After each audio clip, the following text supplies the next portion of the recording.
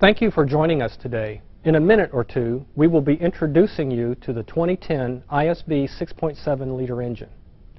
I'm Lou Wensler. At Cummins, I manage our on-highway communications. Also joining me is Jeff Weichert. Jeff is Vice President of Mid-Range Engineering. Over the next several minutes, Jeff and I would like to share with you the engine, the features of the engine. We'd like to talk about why Cummins chose selective catalytic reduction, or SCR, as the technology to reduce NOx to meet 2010 emissions. We'd also like to talk about the benefits of the product. We'll share some of our testing experience with you, and then we'll summarize. So Jeff, let's get started. Let me turn it over to you. Where would you like to begin with the engine? Well, thanks, Lou. It's good to be here. Let's start at the top. This is a coalescing filter. Before I get too far into it, I think I'd just like to point out that it doesn't look a whole lot different than our 2007 product does. So there's not a lot of change you'll see just looking at the engine. But we have our coalescing filter to take care of blow-by gases, our EGR cooler system to cool our EGR gas, electronic VG, variable geometry turbocharger, some enhancements to the turbocharger this year, but primarily we're still looking and using it to drive our airflow, controlling our EGR flow.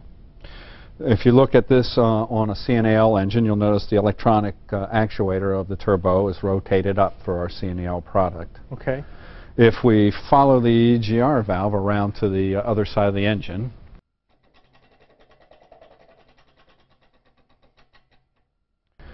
you see it comes to the EGR valve. This valve is the same valve for both the ISC, the ISL, and the ISB engine. It's the same part. We have the ECM 2250 control module here.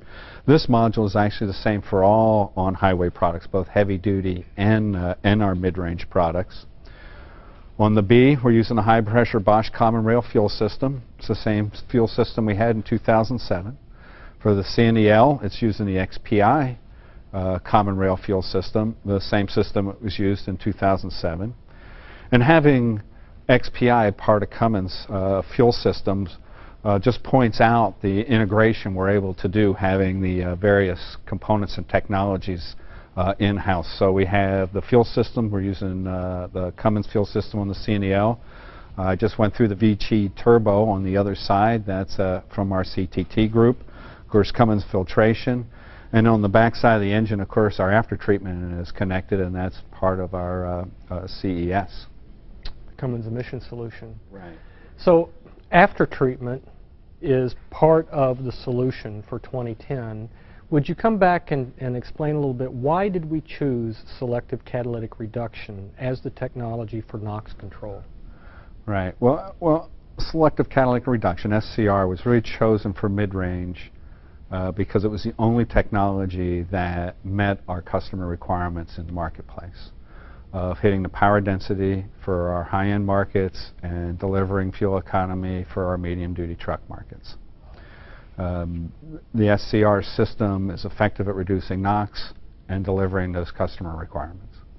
I know that early on for your engineering teams, you folks did evaluate an in-cylinder solution, or what others would call an EGR-only solution. So what are things that we learned early on from that really helped reinforce that we chose SCR? Well, an EGR-only solution to get NOx levels down to 2010 levels is very difficult, and it takes a lot of EGR.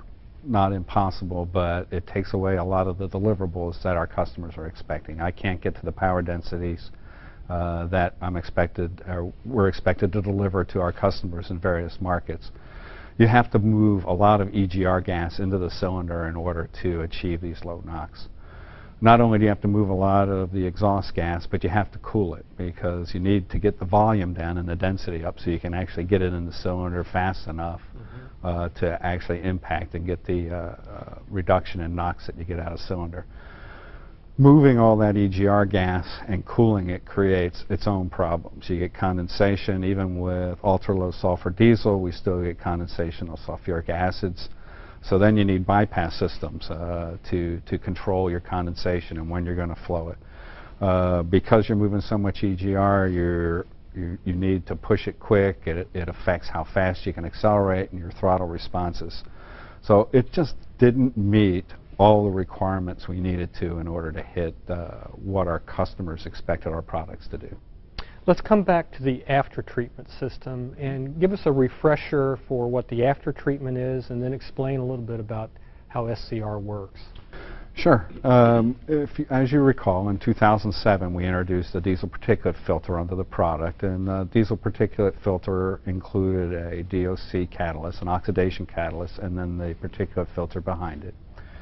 That system works just like it did in 2007. In addition, for 2010, we put what we call a reactor pipe and then an SCR catalyst behind that. In the reactor pipe is where the dosing injector for the diesel exhaust fluid is introduced to the system. In that reactor pipe is where it changes state from liquid to ammonia gas and reacts inside the SCR catalyst to reduce the NOx. And then, of course, it goes out the tailpipe from there. Okay. Now, you mentioned diesel exhaust fluid, so here's something new. It's the reactant that we have to use in order for the SCR catalyst to function properly. And I know there's been a lot of talk in the marketplace. I think a lot of customers have questions about the fluid, the properties, and would you reflect on our testing experience both in cold climate and in hot climate operation relative to diesel exhaust fluid? Sure. I think that all of us were worried when we first started, but we've done a lot of testing. In fact, during 2010 development, we wanted to have several seasons where we could go up to the Arctic Circle and get to temperatures below -40 Fahrenheit, and we also took it to Death Valley where we could see extremely hot temperatures.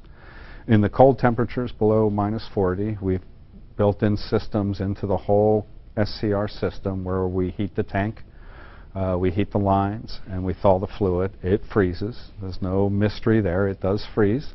But you know, the systems are developed to thaw the fluid and beginning injection. On the hot side, when we're in Death Valley, we're in temperatures at 120 degrees Fahrenheit or better, and we also use that opportunity to run up and down the mountains and test at altitude at the same time.